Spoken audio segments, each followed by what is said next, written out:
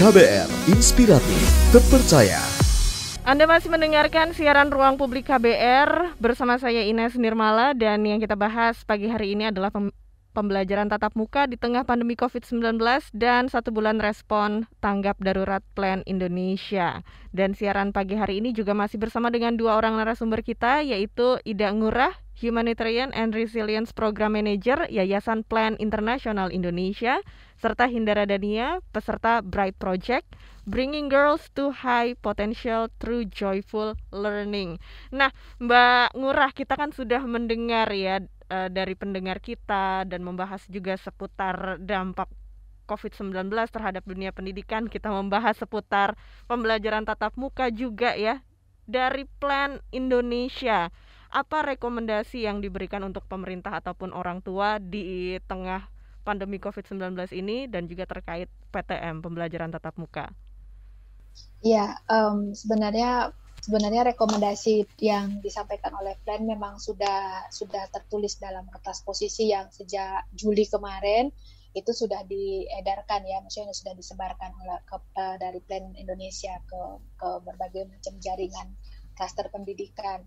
Nah, yang paling penting adalah menurut Plan adalah pemerintah daerah itu terbuka ya soal jumlah kasus gitu ya, kenaikan kasus dan lain sebagainya, itu terbuka dan kemudian cukup update dengan data-data tersebut, karena itu akan mempengaruhi keputusan daerah dalam membuka atau menutup sekolah gitu ya, mempengaruhi keputusan daerah, misalnya sekolah ini harus PTM apa tidak. Jadi kalau datanya tidak update atau datanya tidak terbuka, kemudian pemerintah daerah memutuskan sekolah PTM saja, sementara ternyata datanya tinggi gitu ya, tapi tidak terlihat karena tidak terupdate dan lain sebagainya. Tapi PTM berjalan, jadi itu kan akan kemudian menimbulkan resiko yang sangat tinggi untuk anak gitu ya, terinfeksi COVID. Nah, yang paling penting berikutnya rekomendasi Plan adalah Dinas Pendidikan atau pemerintah daerah itu memberikan support ya kepada sekolah dan juga guru, tenaga kependidikan dalam memastikan PTM ini bisa berjalan dengan prokes yang ketat. Nah, dukungan itu seperti itu dan pengawasan yang ketat juga sebenarnya diperlukan, memastikan bahwa dilakukan monitoring yang ketat ya, pengawasan yang ketat supaya benar-benar sekolah itu menerapkan apa yang tertuang dalam SKB 4 Menteri. Dan yang paling penting adalah orang tua tidak dipaksa atau tidak mengalami diskriminasi ketika menolak PTM. Oke, Mbak Ngurah, kita sekarang lanjut membahas seputar respon yang dilakukan oleh Yayasan Plan Internasional di tengah COVID-19 yang bertujuan tentunya untuk perlindungan, kesehatan, dan kesejahteraan anak, terutama anak perempuan. Bisa dijelaskan apa saja respon tanggap darurat yang dilakukan oleh Plan ini? Ya, jadi semenjak naiknya yang kasus yang kedua ini ya, atau gelombang kedua COVID second wave gitu ya, sejak Juni 2021 kemarin itu memang Plan kemudian memberikan respon tanggap darurat langsung dan akan berlangsung sampai Oktober gitu ya, Oktober tahun ini, terutamanya adalah untuk anak-anak dan keluarga yang terdampak COVID gitu ya, terkonfirmasi positif COVID gitu.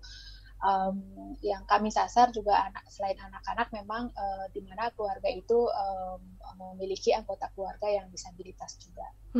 Nah, jenis bantuannya apa saja yang diberikan, Mbak? Ada 3 fokus utama sebenarnya yang Plan lakukan, dan itu sekarang ini sasarannya adalah wilayah Jabodetabek, untuk keluarga-keluarga yang ada di wilayah Jabodetabek. Yang pertama adalah distribusi paket bantuan. Distribusi paket bantuannya itu lumayan banyak gitu ya untuk keluarga. Misalnya ada paket kebersihan, kemudian ada paket pencegahan COVID, isinya itu berapa liter sanitizer atau disinfektan, kemudian ada paket menstruasi, kesehatan menstruasi untuk anak perempuan, kemudian kami juga sebenarnya punya paket recreational. Jadi untuk anak-anak yang isoman. Jadi anak-anak yang isoman ini kan sendiri gitu ya, harus di ruangan tersendiri, tidak bisa bergabung dengan teman-teman atau keluarganya, sehingga dia daripada stres sendiri gitu ya, gabut sendiri waktu isoman, kami berikan paket recreational kit gitu. Jadi supaya dia punya activity untuk pada saat isoman itu. Selain itu fokusnya adalah memberikan bantuan non tunai sebesar 600.000 per keluarga. Lalu juga kampanye-kampanye publik ya untuk pencegahan COVID, kemudian kampanye untuk vaksinasi anak, gitu ya, perlindungan dan pengasuhan anak yatim di masa COVID. Ya, kalau bantuan di bidang psikologis juga mungkin ada yang dilakukan oleh Plan, karena tadi berdasarkan yang kita bahas bareng sama Hindara juga banyak nih yang anak-anak remaja juga mengalami tekanan terhadap psikis mereka. Ya, jadi sebenarnya kami bekerja sama dengan perusahaan teknologi gitu, memberikan dukungan psikososial via online dan parenting session. Jadi ada sesi pengasuhan untuk orang tua. Jadi karena online ya, terpaksanya tidak bisa kemudian bertemu langsung. Jadi orang tua atau keluarga itu bisa menelpon ke hotline yang nanti akan disebarkan oleh Plan, lalu mereka akan mendapatkan sesi konseling melalui telepon. Oke. Baik, selanjutnya Mbak, kita juga beri kesempatan ya pada penelpon kita berikutnya untuk bergabung di siaran Ruang Publik. Ini sepertinya Bekasi banyak yang mendengarkan siaran kita ya, karena penelpon yang berikutnya juga dari Bekasi, yaitu Raffi. Halo, selamat pagi.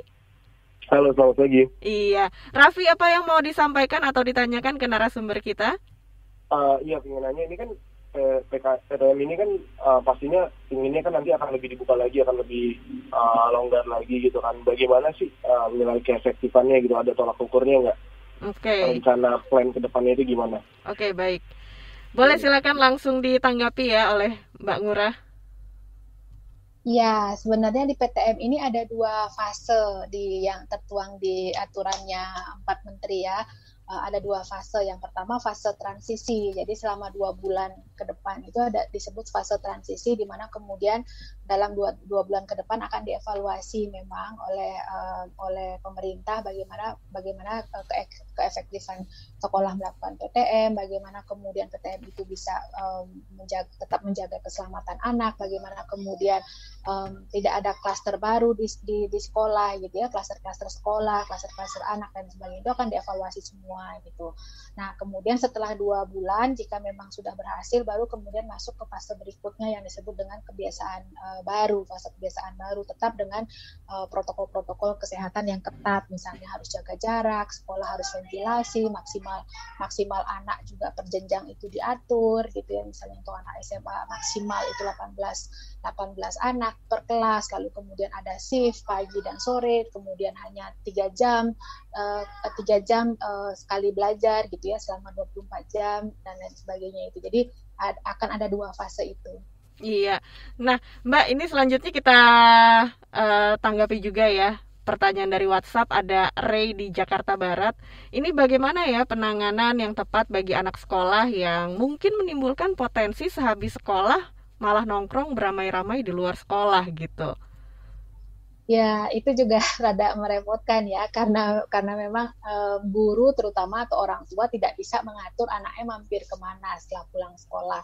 Dan juga yang belum kita sempat bahas dengan detail atau perhatikan dengan detail adalah bagaimana rute anak dari rumah ke sekolah gitu ya. Jadi ada anak yang kemudian rutenya sangat jauh, harus lewat angkot 2 kali, bis sekali, tambah ojek dan sebagainya. Itu kan berarti exposure terpaparnya resiko COVID itu kan semakin tinggi ya ketika daripada anak yang hanya 100 meter udah sampai ke sekolahnya. Nah, itu yang belum kemudian dipikirkan dengan detail bagaimana resiko-resiko anak ini. Nah, ketika anak yang jauh atau kemudian anak yang kemudian nongkrong dulu di luar sebelum pulang ke rumah atau sebelum sekolahnya siang misalnya, dia nongkrong dulu di itu, bagaimana kemudian anak ini bisa memberikan risiko tambahan kepada teman-temannya. Nah, yang paling penting adalah kemudian orang tua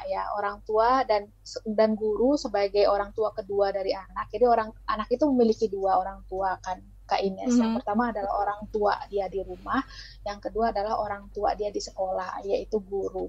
Nah, bagaimana kemudian kedua orang tua ini berkolaborasi gitu ya untuk memberikan pengertian dan pemahaman kepada anak supaya anak itu tidak kemudian mampir ke sana kemari gitu sebelum atau sesudah sekolah gitu ya, karena berbagai macam resiko yang akan muncul ke anak.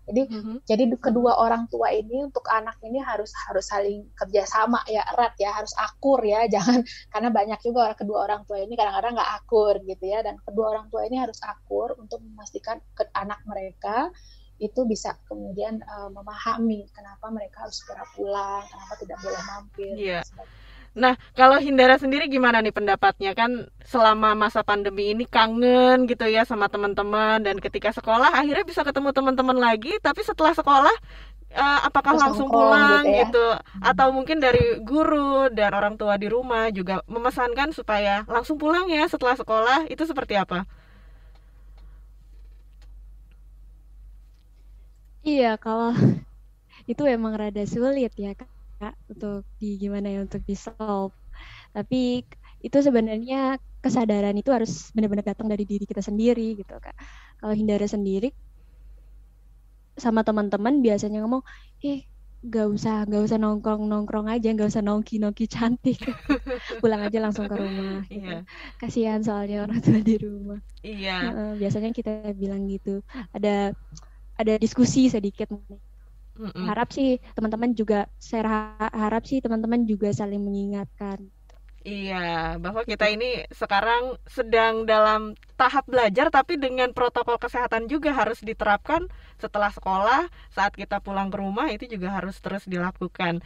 Baik, kita akan lanjutkan lagi siaran Ruang Publik KBR, tapi sekarang kita jeda dulu sejenak, dan Anda juga masih bisa bergabung lewat live chat YouTube di channel Berita KBR atau telepon bebas pulsa di 0800 245 7893 atau lewat WhatsApp di 0812 118 8181. Kita akan kembali lagi setelah yang berikut ini.